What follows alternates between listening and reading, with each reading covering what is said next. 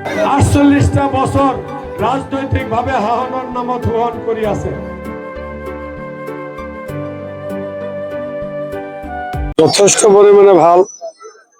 মোৰ এটা দৃঢ় বিশ্বাস এইবাৰ লাহৰীঘাট সমষ্টিৰ পৰা পৰিয়ালকেন্দ্ৰিক ৰাজনীতি ৰাইজে এইবাৰ বিদায় দিবৰ কাৰণে মন বান্ধিছে আৰু এই পৰিয়ালটোৱে লাহৰীঘাট সমষ্টিত 48টা বছৰ শাসনৰ নামত হুহন কৰিছে।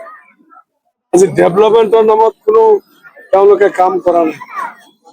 আজি ৰাস্তা ঘাটৰ পৰা আৰম্ভ কৰি হেল্থৰ কথা ক'লে বা শিক্ষাৰ ক্ষেত্ৰত ভাল এটা কলেজ নাই।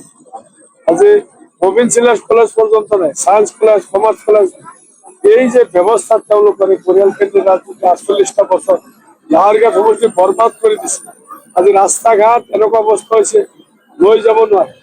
আজি ডেলিভাৰী কেছত মা ভনীসকলক আজি বাহিৰত লৈ যাব। এই পৰিস্থিতিটো মানুহ বিতৃষ্ণা হৈছে।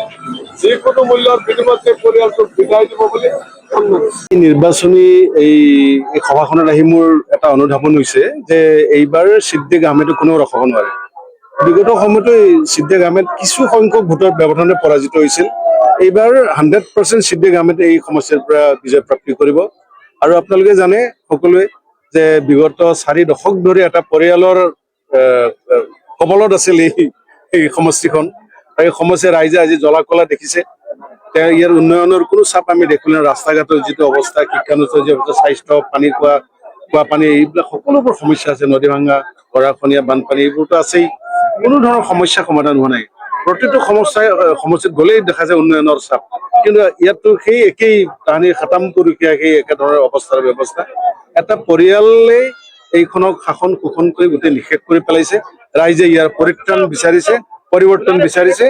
এইবাৰ ছিদ্দিক আহমেদৰ বিজয় একেবাৰে নিশ্চিত 100%। যি দলৰে চৰকাৰ নহওক AIDF কিং মেকাৰৰ ভূমিকা কিন্তু ৰিজাল্টৰ পিছত, ফলাফলৰ পিছতে সেইখিনি অৱস্থা আহিব।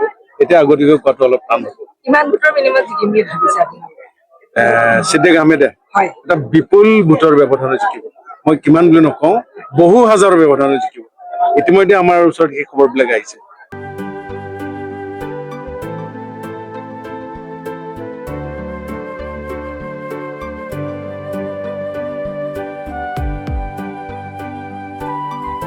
শদিয়াৰ পৰা ধুবুৰীলৈ, বৰাকৰ পৰা ব্ৰহ্মপুত্ৰলৈ সকলোৰে মাজত চিনাকি এটা নাম প্ৰাতঃ টাইম।